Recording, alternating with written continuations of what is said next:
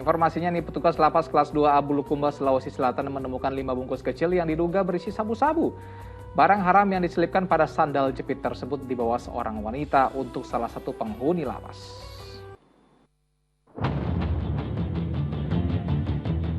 Sabu-sabu ini dikemas dalam 5 bungkus kecil. Barang haram tersebut disimpan pada barang bawaan seorang pengunjung di pintu utama lapas kelas 2A Bulukumba. Sabu-sabu tersebut terselip di dalam sandal yang terbungkus kantong plastik hitam. Untuk mengelabui petugas, selain diisi sandal, kantong plastik itu juga diisi mie instan. 2 bungkus bakso plus 1 sendal, 1 pasang sendal. Yang dibawa pengunjung inisial C, usia 22 tahun. Dan di dalam penggeledahan, di sandal yang kiri dalamnya ditemukan 3 bungkus serbuk kristal bening tadi. Dan sandal kanan ditemukan 2 bungkus serbuk kristal warna bening. Barang-barang tersebut diperuntukkan untuk salah satu penghuni lapas berinisial J. Kurir tersebut yang berinisial C diamankan petugas untuk pemeriksaan lebih lanjut. Adi Muhammad Sardi melaporkan dari Kabupaten Bulukumba, Sulawesi Selatan. Ya, bisa-bisanya posisi di dalam lapas dan memanfaatkan segala cara agar terus berhubungan dengan narkoba. Astagfirullah. Jauhkanlah kami semua dari segala bentuk larangan-Mu ya Allah. Amin ya rabbal alamin. Ustaz, ini kalau ngomongnya haram-haram Ustaz, seperti narkoba, judi, minum alkohol, zina, segala macam, ini nggak ada habisnya Ustaz. Nah, apa hukuman atau ganjaran pada orang yang suka menikmati nih Ustaz, ya larangan Allah tadi Ustaz, ya zina, ya narkoba, pokoknya yang dilarang-larang gitu Ustaz. Menurut mereka itu enak Ustaz. Nah, apa ganjarannya untuk kalian yang menikmati hal yang haram-haram ini Ustaz? Masya Allah, Mas Asran, kita ingat dengan hadis Nabi. Surga itu dikelilingi oleh hal-hal yang tidak disukai. Sedangkan neraka dikelilingi oleh hal-hal yang sangat disukai oleh nafsu manusia. Huffatil jannah bil makari wa huffatin nar bisyahwat. Karena ini kita yakini. Yang pertama, Allah Subhanahu wa taala sudah menetapkan ini yang diharamkan, ini yang dibolehkan. Kenapa Allah tetapkan itu? Karena demi kebaikan manusia. Allah yang mencipta kita, Allah yang Maha tahu. Kalau manusia mengkonsumsi ini, ternyata secara kesehatan tidak bagus.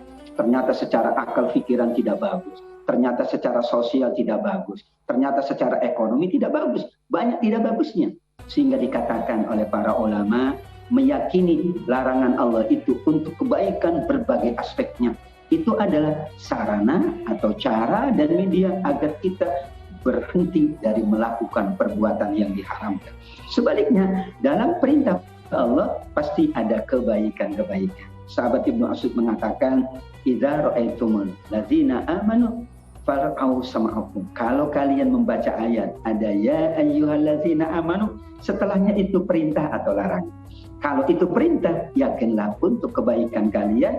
Kalau itu larangan, yakinlah untuk kebaikan kalian. Memang sulit meninggalkan yang dilarang oleh Allah. Kalau bicaranya kesenangan, kalau bicaranya waktu yang sesaat. Tapi kalau bicaranya kebaikan, waktu yang panjang, maka menjadi sesuatu yang baik. Karena ia berpikirnya adalah bukan saat ini. Dan ternyata ya para ahli kesehatan, para ahli ekonomi, ahli hukum dan sebagainya memandang perbuatan-perbuatan tadi memang merugikan, bahkan menyakiti diri sendiri, bahkan kemudian dampaknya berpengaruh kepada orang lain. Disitulah kenapa keyakinan kita bahwa semua yang dilarang memang itu amat sangat menyelerakan dan itu ujian atas nafsu kita. Kalau kita mampu mengendalikannya, maka kita mendapatkan banyak kebaikan. Kebaikan diri, ekonomi, sosial, keluarga. Manakala kita melakukan apa yang dilarang oleh Allah, maka lihatlah kerugiannya akan sangat besar. Madorotnya akan sangat besar. Bukan kita mikir tentang akhirat saja, tapi lihat dunianya.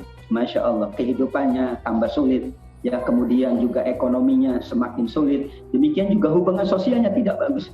Karena orang pun memandang bahwa dia sudah melakukan yang dilarang oleh Allah Subhanahu wa ta'ala. Ya, ini satu tamparan juga untuk para pemirsa Ajuh TV yang mungkin masih menikmati yang haram-haram tadi. Ustaz, jadi jangan sotoy ya pemirsa di rumah ya. Anda dilarang itu karena ada pakomnya dan sudah pasti merugikan begitu Ustaz. Tidak hanya diri sendiri, orang lain dan juga masyarakat sekitar tentunya Ustaz. Nah, Ustaz, sebagai pertanyaan terakhir di segmen 2 ini, boleh sedikit beri siraman rohani kepada saya, kru dan juga penonton Ajuh TV. agar kami terus bisa jauh dari larangan Allah ini Ustaz. Baik Mas Asran, para pemirsa Ajwa TV, sesungguhnya Allah menciptakan kita terbaik, ahsana taqwim, terbaik dalam berbagai aspek. Walaqad karramna bani Adam. Secara fisik kita terbaik, kita seindah-indah betul.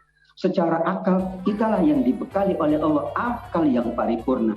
Dengan akal ada ilmu, ada pengetahuan, ada berbagai macam ikhtiar-ikhtiar untuk mendapatkan kebaikan yang paripurna. Kita pula dibekali oleh Allah wahyu, kita dibekali oleh Allah hati, sehingga kemuliaan-kemuliaan manusia itu sungguh sangat lengkap. Ketika manusia berhadapan dengan perintah Allah, maka ingatlah kemuliaan itu. Semakin banyak jalankan perintah Allah, semakin meningkat kemuliaan kita. Kemuliaan pribadi, kemuliaan akal, kemuliaan hati kita. Namun setiap kita melakukan dosa dan kemaksiatan, perbuatan yang dilarang, ingatlah itu akan mengurangi kemuliaan kita di sisi Allah. Berkurang kemuliaan kita, meskipun orang lain mungkin akan memandang, tetap ia mulia, tapi kita dipandang oleh Allah. Kemudian, wahai para remaja, para pemuda, sesungguhnya kita ini adalah makhluk Allah yang sangat spesial. Saking spesialnya kita dituntun ini yang boleh, ini yang tidak boleh. Sebagaimana kita seorang anak, orang tua itu sayang kalau orang tua yang menuntun, membimbing. Nah ini jangan ya, yang ini boleh. Nah ingat ya waktu dan sebagainya. Bukankah itu tanda cinta dan kasih sayang orang tua kepada kita? Justru kalau dibiarkan kita melakukan perbuatan yang merugikan kita, merugikan orang banyak, maka kita berarti tidak sedang dicintai. Innallaha idza ahabba qauman ibtalahum, kata Nabi. Sungguh Allah itu kalau mencintai kita, Allah menegur kita, Allah membimbing kita, Allah menuntun kita. Meskipun tentu ada larangan Allah, tapi yakinlah semuanya untuk kebaikan diri kita, kebaikan keluarga kita.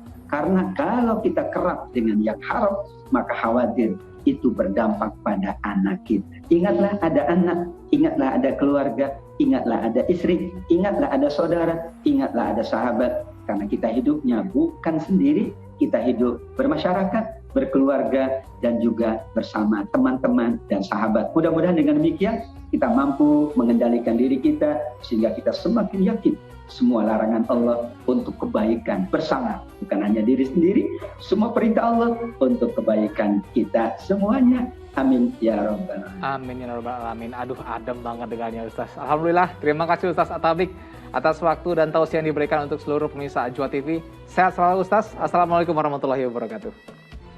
Waalaikumsalam warahmatullahi wabarakatuh. Terima kasih Mas Asran. Sama-sama.